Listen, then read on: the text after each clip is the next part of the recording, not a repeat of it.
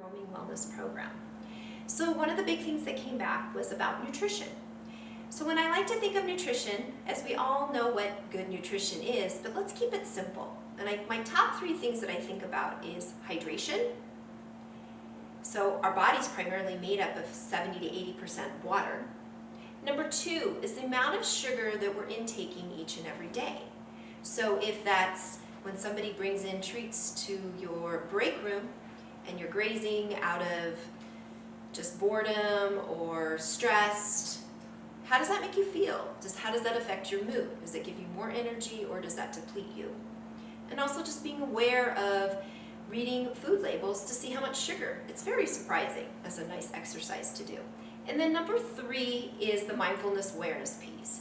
So thinking about how you're eating, if you're eating while you're watching something on the television in the break room, or you're reading your social media, or you're working in and out through patients and just kind of bopping in and bopping out, but not really fully taking that few minutes. I know sometimes 5 or 10 minutes can be very precious, but just solely on focusing.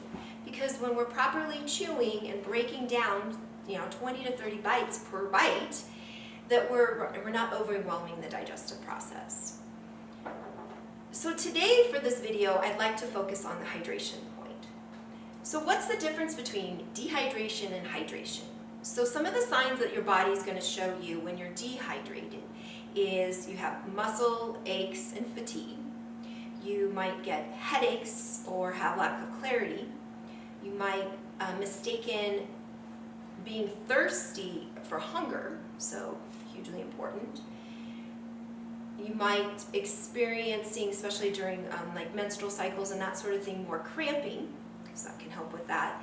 And then dehydration of the skin. Especially living in Colorado, it's hugely important since the skin is our largest organ of the body.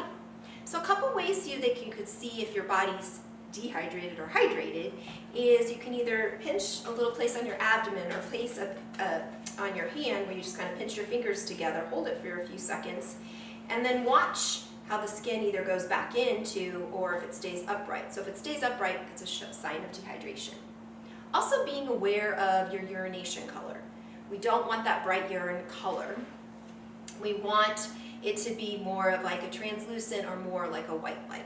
So you will see a brighter color when you wake up first thing from your sleep is more because the body gets dehydrated as you sleep. That's another thing that can be affecting if you're not properly hydrated is your sleep patterns or restless legs in the middle of the night, which is no fun. So as you think about that, how do we incorporate that when we're coming to work?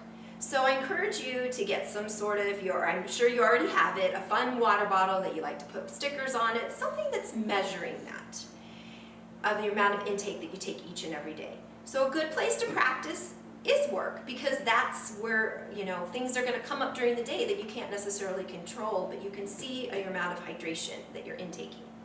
So let's take an example for a person that's 140 pounds. So you want strictly half of your body weight in ounces in pure filtered water each and every day. So if you enjoy a cup of coffee or a soda or some alcoholic beverage, you want to make sure that you off-put that by increasing your water intake. So it's not just liquid intake, it's water, half the body weight in ounces. So once you determine that, you want to make sure that first thing from when you wake up from your sleep that you hydrate, okay? It might be when you're making your cup of coffee. And then once you do that, that's the start. You want to front load your hydration at the beginning part of when you wake up for the day because we don't want it to go in and keep you up all for your sleep time, so that disrupts that. So it's having benchmarks. So it's maybe like this is about 16 ounces. Maybe I would have maybe half of this right when I get up in the morning and have another half on by the time I get to work or get to the hospital.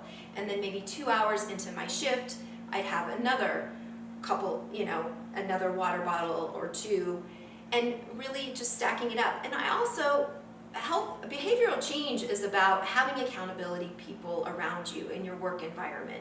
So if it's putting a reminder on your phone, if it's putting a sign, drink water at the nursing station, or if it's just kind of playing a game out of it just to see what people's water intake is like for the day, make it fun. You know, this is about creating transformation and so how we can feel better in our body and that we don't experience some of those signs of dehydration. Also, I'd like to mention, I know that some people don't like the taste of water. So some suggestions for that is putting either squeezing a little bit of lemon or lime or peppermint, which is helpful for digestive processes, and or even a pinch of salt can help help support the body. So salt is very helpful, especially if you're had a hard workout or you're sweating. You need to replace those electrolytes within the body. It also aids in a digestive process.